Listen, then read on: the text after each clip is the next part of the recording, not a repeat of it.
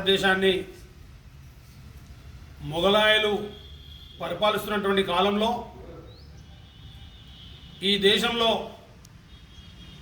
ఆ మొఘలాయులు ఒక చేతిలో ఖురాన్ మరో చేతిలో తల్వార్ పట్టుకొని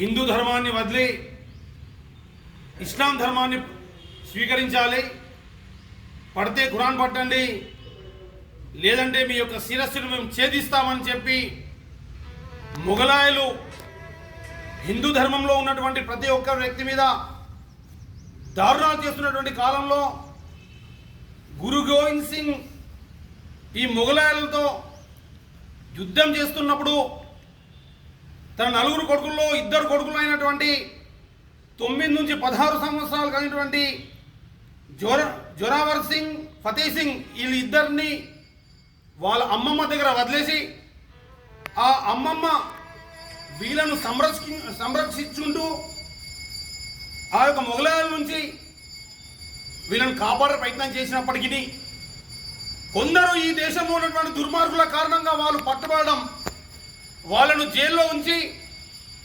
అహర్నిశలు నిద్ర రాకుండా చలిలో ఉంచి చలి ప్రాంతంలో ఉంచి భోజనాలు పెట్టకుండా నిర్బంధించినప్పటికీ అక్కడ ఉన్నటువంటి ఆ యొక్క ఇస్లాం రాజు వీళ్ళను ముందట తీసుకొచ్చి మీరు ఇస్లాం మతాన్ని స్వీకరించండి, మిమ్మల్ని వదిలేస్తానని చెప్పి కోటాను కోట్ల రూపాయలు బంగారాన్ని ముందటుంచి మాట్లాడినా కూడా ఆ చిన్న పిల్లలు నునుగుర్ని మీసాలు రానటువంటి ఆ చిన్న యువ కిషోరాలు వాళ్ళకు భయపడకుండా మేము ఈ దేశం కోసం ధర్మం కోసం ప్రాణ త్యాగానికి సిద్ధం కానీ మేము ఖచ్చితంగా ఇస్లాం మతం స్వీకరించము, ఇస్లాం మతం స్వీకరిస్తే మేము ప్రాణంతో ఉంటాము అంటే నువ్వు కూడా ప్రాణంతో ఉంటావా జీవితాంతం అని చెప్పి ప్రశ్నించినటువంటి ఆ బాలల యొక్క ధైర్యాన్ని చూసినటువంటి అతను వీళ్ళని చంపేయాలన్న ఆలోచనతోటి వీళ్ళకు జీవ సమాధి చేసే ప్రయత్నం చేయడం జరిగింది, వీళ్ళను గోడ కట్టడం జరిగింది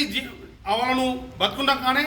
కానీ ఆ సమయంలో ఆ గోడ కూలిపోవడం కారణంగా ఆ యొక్క తేదీని అంటే డిసెంబర్ 25ను మార్చి 26వ రోజు వాళ్ళను బలి ఇవ్వడం జరిగింది. ఆ బలినే ఈరోజు మనము వీర్ బాల్ దివస్గా ఈరోజు జరుపుకుంటాము. ఇలాంటి దేశంలో జరిగినటువంటి సంగతులను గంగాధర్ గారు చెప్పినట్టు ఈ యొక్క కాంగ్రెస్ కావాలని చెప్పి మతోన్మాదులకు భయపడి ముస్లిం యొక్క ఓటు బ్యాంకు కోసం అసలు వాస్తవ చరిత్రను భారతీయులకు తెలియజేయకుండా మనందరినీ కూడా బలిపీఠం మీద ఎక్కించడం జరిగింది కాంగ్రెస్ ప్రభుత్వం.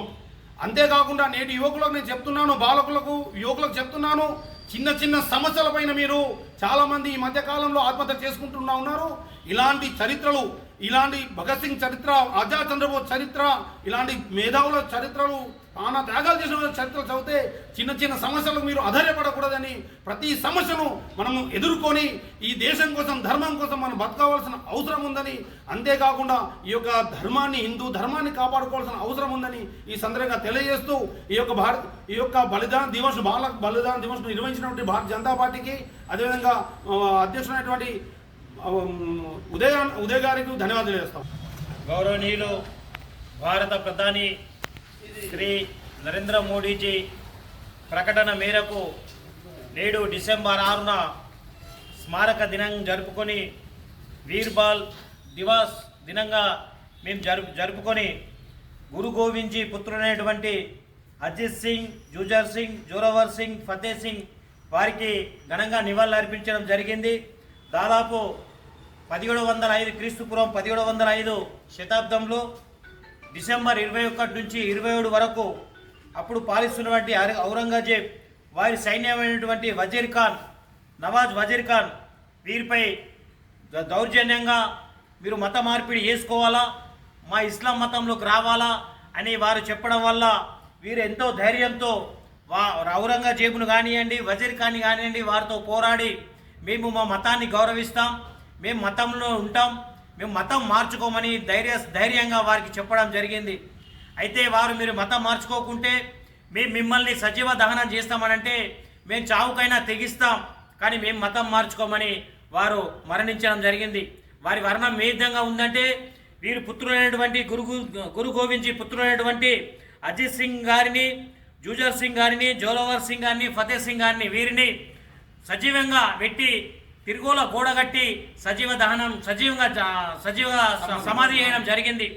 వారు చాలా మట్టుకు పోరాటం చేయడం జరిగింది ఈ సైన్యం పైన. మేము ఖచ్చితంగా మేము మతం మార్చుకోం, మేము హిందూ మతంలో ఉంటాం, మేము హిందువులే బతుకుతామని వారు ప్రాణత్యాగం చేయడం జరిగింది.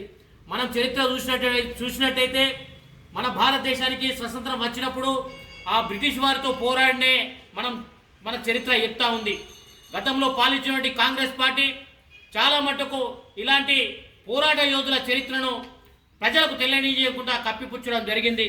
స్వతంత్రం కంటే పూర్వం చాలా శతాబ్దాల క్రితం మనం చూసినట్టయితే ఇక్కడ పాలించినటువంటి మొఘలులకు హిందూ దేశం పట్ల, హిందూ జాతి పట్ల మేము అంకిత భావంతో ఉంటామని ఎంతోమంది ప్రాణత్యాగం చేయడం జరిగింది.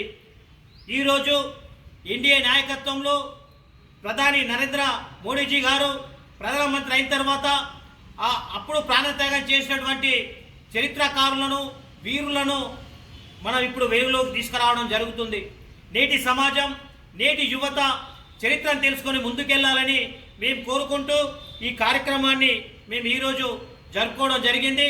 ప్రతి ఒక్క భారతీయుడు భారతీయత పట్ల, హిందూ మతం పట్ల, దేశం పట్ల అంకిత భావంతో ఉండి ముందుకు వెళ్ళాలని నేను సవినయంగా కోరుకుంటూ ఈ కార్యక్రమాన్ని ముగిస్తా ఉన్నాం.